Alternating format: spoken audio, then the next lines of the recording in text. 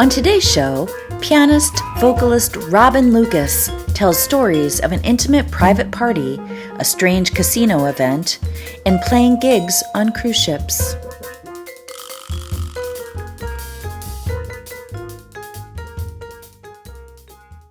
The last time I played at the Ritz was like 20 years ago to play a wedding reception cocktail hour, hosted in a suite wrapping around the northeast corner of Water Tower Place, boasting a panoramic view of Lake Michigan. There were close to 200 guests, and I was expecting the same as I made my way down Pearson with my load of gear in my hand-me-down Nicole Miller full-length gown and gym shoes. I arrived at the designated suite, and a woman answered the door. One woman. She introduced me to her husband, during which I looked around and realized I was in a private deluxe hotel room, a bedroom plus an adjacent parlor where a very formal table for two had been set for dinner. It was then that I realized I was a private piano player for a party of two. My first thought was, please, don't let these people be swingers. It was already awkward enough, but I had to access auxiliary internal bandwidth to calm myself down through mental gymnastics, as I was terrified this was going to get really weird really fast. She, the prim librarian type, cardigan, blouse button to the neck, Kleenex tucked into her wrist, and her hair pulled neatly back, shy but kind. He was boisterous and lacking empathy. He was some kind of doctor and sported a comb-over. I was really in serious trouble. Why did I take this job? I sat up, put on my heels, and did my best to quell the screaming voices inside my head telling me to run. Dinner started. They ordered bison. I was playing anything I could think of. I was fishing, casting a lure, trying to gauge what might capture their attention. I played a smattering of who knows what. Not long after, I realized they only want to hear show tunes. Not my strong suit, but I can get through enough of them so that the evening would be passable. It became abundantly clear that they were primarily interested in phantom show tunes.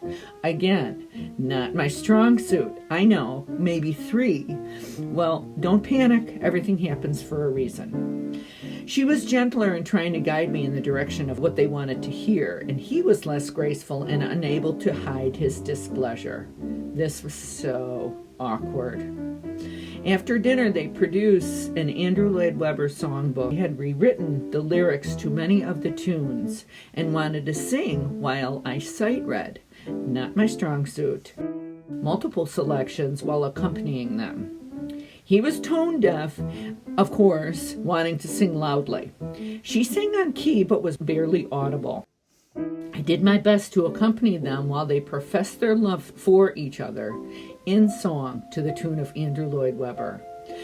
While concentrating on reading and trying to stay in the same measure as them, I did not notice what was happening as they both stood behind me looking over my shoulder. Out of the corner of my eye, I noticed he had put on his phantom mask. You have got to be kidding me. I tried to hide that I cannot understand why anyone would do anything like this. So many layers of weird. While they sing, I secretly count the minutes till I finish. This is the longest 2-hour gig of my entire life, I thought. Disrupting my reverie, the doctor proudly announces that he has a special surprise as his grand finale. My instant reaction, dread. Is he going to strip down to his underpants and dance around? I guess only time will tell. For the grand finale, I was instructed to play New York, New York. As I am vamping intro, the doctor emerges from the bedroom wearing not a top hat, but an Abraham Lincoln-sized top hat, wielding a cane. Both he and his wife want Rockettes-style high kick and dance around the room with rapt abandon. Alas, my music was the fertile soil allowing for this anniversary celebration. Afterwards, all peace was restored to the galaxy, and I could not get out of there fast enough.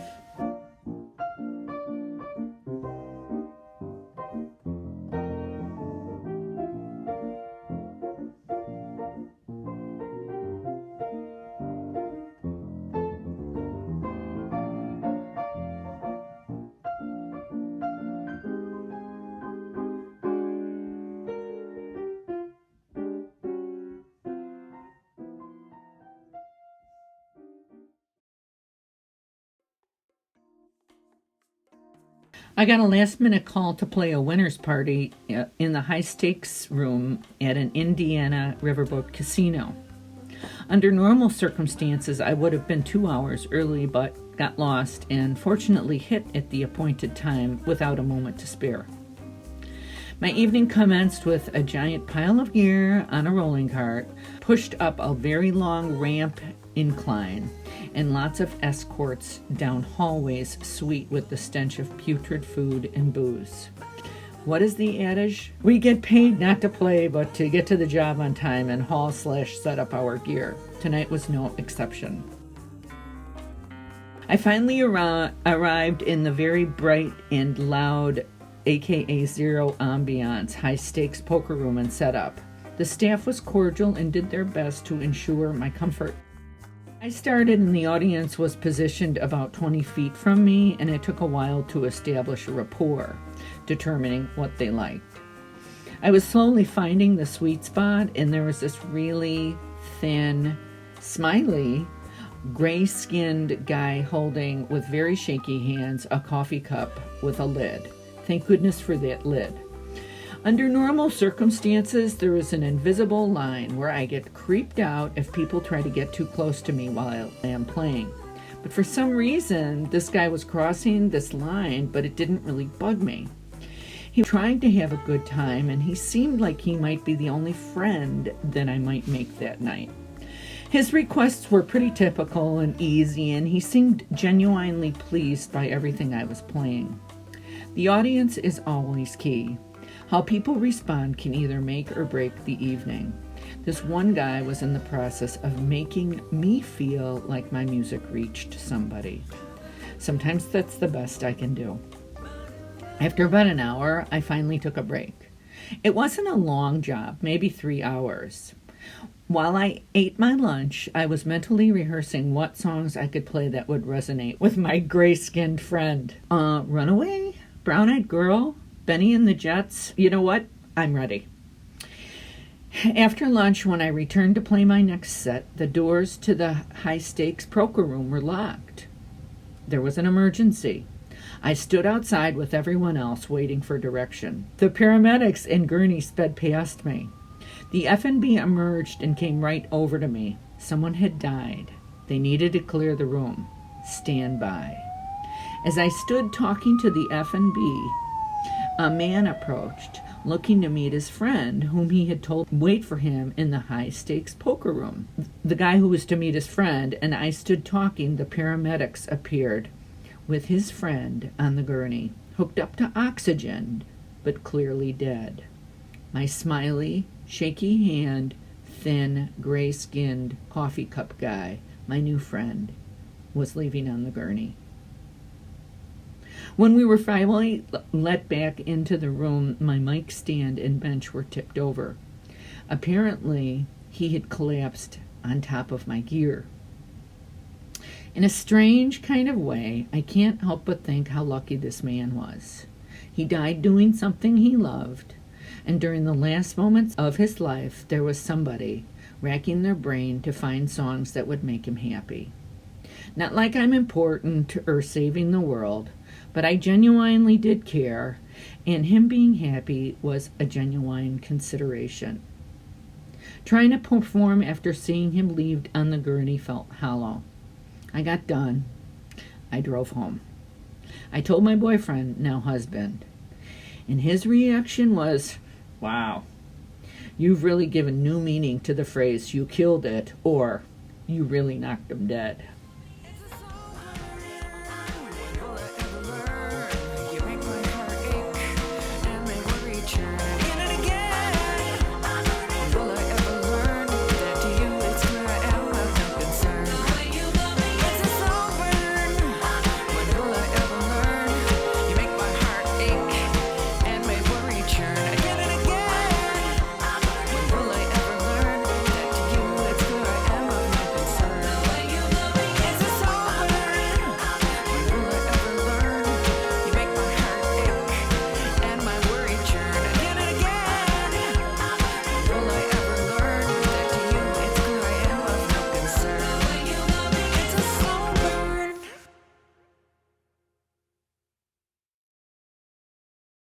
Tell me, I know so many years you did cruise ships, Yeah. right? You're a cruise ship lady. I had one cruise that I worked 7 nights a week for like, I don't know, 5 months or something ridiculous. I loved it. I loved every moment of it. True, I do love to ramble, and I do love to kind of like, I like to be on the move. And that being said, and I do really miss the hang, and I do miss my running buddies on the ship, of my musician friends that I would, and it was always men. I always had like a bunch of guys because there were so few women, because I was Right. the one playing the solo piano spot. And Right. in fact, I talked to one of my good crews. He was my boss. But I miss my musician friends. What was the farthest place you went and gigged? It's a place called Fanning Island. And that is out in the South Pacific. Either that or the Marquesas. That's also in the South Wow. Pacific. Or I've been to, I would say St. Petersburg, Russia. Oh, I bet It's that like was fantastic. fantastic. Like you've never seen, you can't even imagine. St. Petersburg was really, really something. I went to the Hermitage where they have all of these uh, uh, masterpieces that are not behind glass. We've got like, they curate art and they keep it behind glass. It's specially housed in these beautiful, not like that at the Hermitage at all. And they've got these elderly ladies in babushkas kind of like swatting you away, I mean, so it's really, really amazing.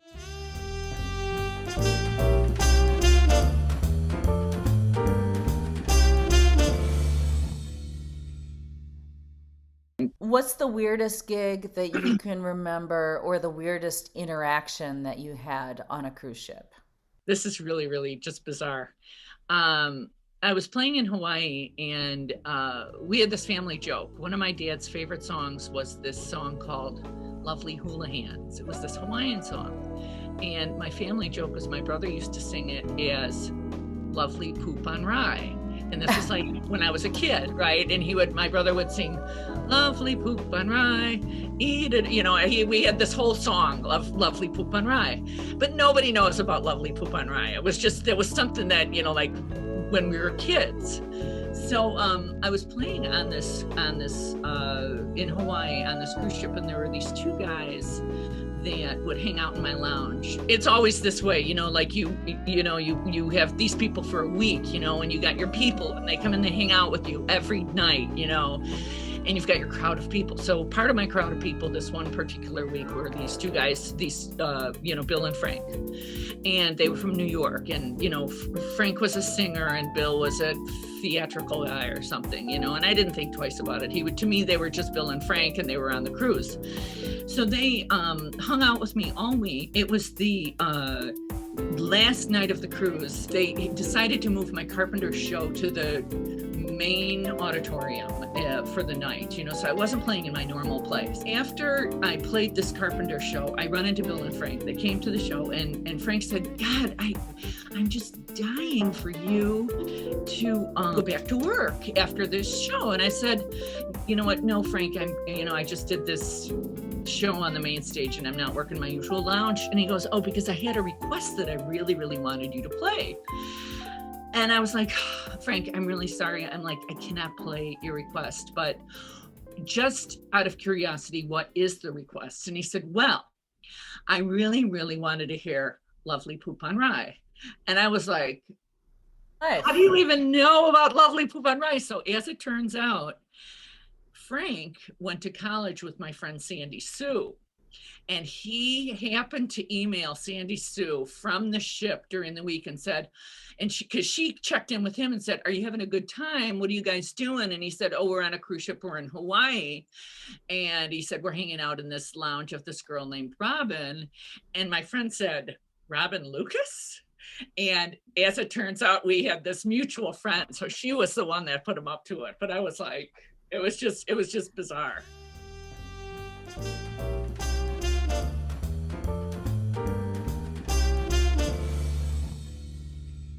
I actually started out as a singer.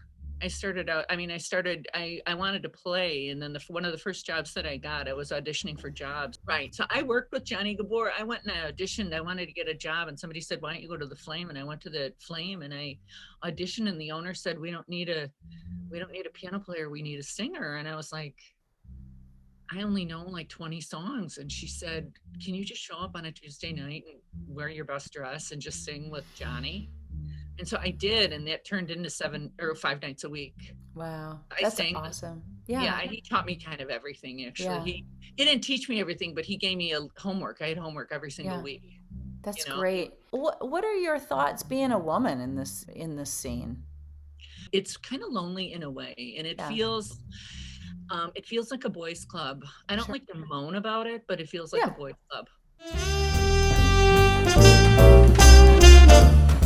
Really, I became a musician because I really wanted to play. I really like playing. Like, I really enjoy music. And there was a certain point in my career where I was like, oh my God, this isn't about music at all. I mean, music is really about people. And I was like, why was I so naive? It really is about people. Like, what was I thinking? You know, I was always kind of like really focused. My friends used to I had this group of friends that I hung out with on the cruise ship, and I was always like very nervous about practicing and very nervous about getting, learning these songs from Kiss Me Kate, because they got to hear these songs from Kiss Me Kate. And I was always like very, very focused on the musical aspect. And it wasn't until like maybe 5 or 6 years ago that I was like, what am I thinking? It is so not about music at all. It's really about, I don't even know, but it's just definitely, music is just the vehicle. It's more about the message somehow. I was a new piano player, and I was playing a late night piano bar on a cruise ship, which is what I never wanted to do that. Never. And I got stuck in this situation, and I was stuck, and there was no place that I could go. So I had to just deal with working this late night piano bar on a cruise ship. And there was this guy who, his name was Ward, and there was this group that had come on, and they were country club people that had matching navy blazers with gold emblems, and they were like, it was like a group of Thurston Howell III, like just these country club snobby people, and Ward was like, I'm just an old jazz guy, I play Invitation. And that was like the only song he knew. I can't wait to put your whole episode together, because you told me the story about the Phantom of the Opera gig years ago. Like, I've known about that story for decades now, and it's in my top 5 weird stories that other people have told me. I actually took a piano lesson right before the pandemic happened. I found a piano teacher up here. And because I was like, I am determined to learn these certain things that I've never been able to learn. And so I took this piano lesson. And so when the pandemic hit, my husband's a bass player, but he likes to play like rock and roll and blues in the Allman Brothers. He doesn't really, he doesn't have an appetite for jazz. And so I took this piano lesson, but I wanted to practice my piano lesson. So I was like, can you rehearse with me? Can you just rehearse these few songs with me? Because I really need to practice my tritones. So anyway, we started playing together. And first it was my piano lesson. And then it was my piano lesson, and then some songs. And then we had talked about, instead of doing a Christmas card for this past Christmas season, that we just finished, instead of doing a Christmas card, we thought we're going to do a Christmas CD, and that's what we're going to send everybody. But then we thought neither of us wanted to play Christmas music, so then both of us came up with 7 of our parents' favorite songs, and we decided to do this tribute record for our parents.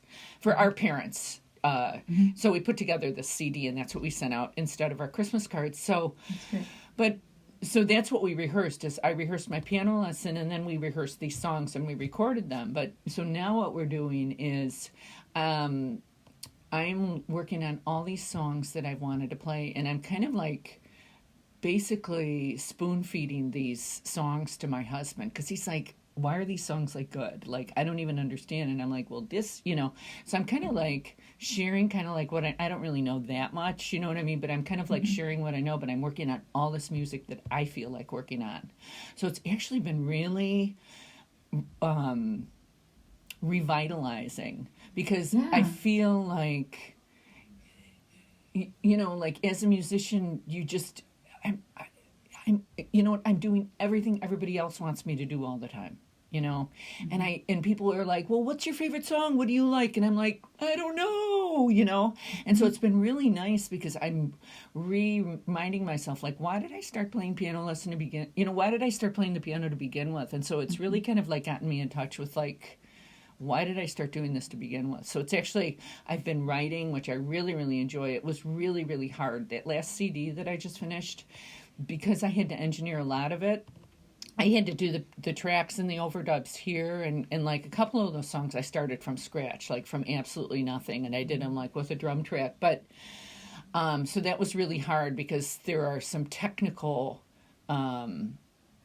hurdles that you have to overcome, and they're even hard to overcome because in order to do a query, it's like I don't even know the nomenclature, so I can't even do the right query, you know what I mean? So I can't even figure out how to manipulate the software.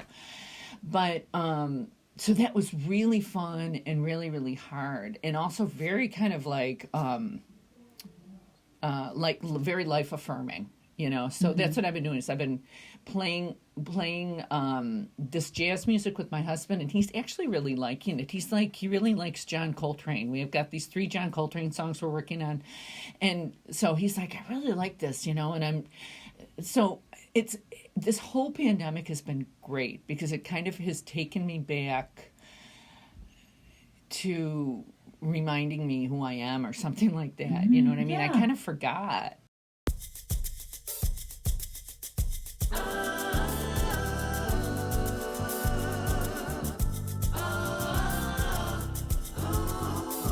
I'd like to thank my guest, Robin Lukas, for joining us on the Weird Gig podcast. If you're a musician and have a weird gig story to tell, reach out to us. info@weirdgig.com.